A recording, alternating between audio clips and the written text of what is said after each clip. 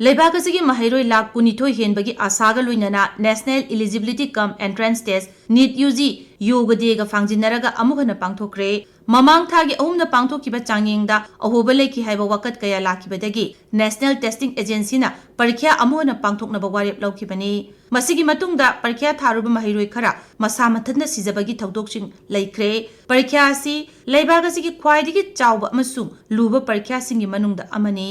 Ana layenga mari leinaba mahimasing tambaga mari leinaba parikya asina mahiroi kayagi punsigi asa oiribani leibak asi atopa chakholaba leibak singa yengnabada haksial gi lamda sothaba mi masinga doctor ga sanadaba doctor gi awatpa yamna leiba खुनाइना doctor की सिनफम पीरीब इकाई खुमनब अमसुंग मसागी हिंगनबगी लंबीदा लेंद्रब पांबय अमा ओइबना सिनफम असि यामना पामनब सिनफम ओइरी अदुना परख्या असि यामना मरु ओइ लेबाक असि ओइना national commission for Indian system of medicine act 2020 सेमदुना मियामना तंबा ngamba अमसुंग मगुन लेब अना लायंगी महिमसिंग तंबा फंगंदुना अफब डॉक्टर पुथोकनब सरकारना पांदम थमले मसिगी मथक्ता लेबाक असि मिपुम खुदिमक्ता अना लायंगी खुदोंग चाबा फंगंदुना मसा मवु फबा तिंजंग काइजंगदबा बुनशिरोल अमा पीबगा लोइनना हक्सियगी लमदा कुमन थिजिन हुमजिनदुना अनौब लौशिंग पुथोकपदा पुंगनिंग थगोटपा हाइबसिदा आइन असिना अखनब मिगेंग थमी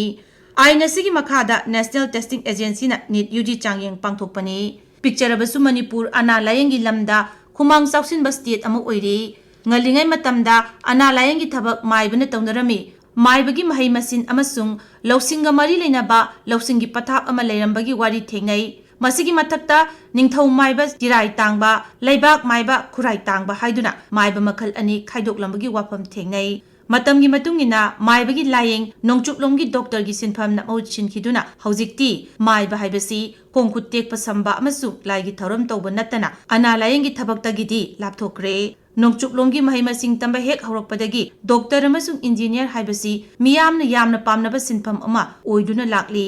tangka kharada science education amasung civil service ta mai onsinba malabasu doctor amasung engineer da ngawbagi nisa ngasisu handri haibayai masina mahiroi singda achobo chaitheng piri NEET UG चांगयेंगदा मणिपुर की ओइना सही की महिरोय लिसिंग तरा की मथक्ता थाई मणिपुर की सीटना regional institute of medical sciences की सीट 115 जेनिम्स की सीट 150 अदुगा चुराचांदपुर मेडिकल कॉलेज की सीट 100 पुन सीट 365 गा अतई प्राइवेट की सीट खरखतनी मसिदा अहानबा थाबदा खनबा मसिंग यामना लेई अदुना महिरोइसिंगना सीबा चंगबा खंगदना होनद्रबदी यौबा पाक ngamde masigi mathakta tasinga tamningba amasung ngamgadaba haibadu yengbiba tangai phade pamba khaktana oithokpa yaroi masaga sanajadaba amasung ngamdaba haibasi mama mapa amasung oja singna khangbi pham thoi ngambagi thak wangmada leikraba amasung pamdaba duda namduna pungning thogotpana mahairoi adugi sit nana chachagadaba lambida khurau oi class 12 haibasi myoibagi punsigi sanajaba sinkhamgi lambi khanbada maroiba lamlong amani lambi sumna khalhaudrabadi handokpa yadana lamangnaba yai atopa amana atopa subject tambada matol lomgadaba mahairoi kaya lambi lamangna halli सेल चंगना coaching चटलिंगाइदा college दा ममिंग खकी मिकिंग चंदुना थमलगा general course की सर्टिफिकेट अमा पाइनबा होनबा हाइबसी महिरोइ अदुदा महि तंबगी ममल हंथा हनपता नतना मणिपुर की कॉलेज एजुकेशन दा अचोबो चैथिंग पीदुना मगुर लेबा महिरोइ पुथोकपो ngamhande masina khunai de chaithing pirei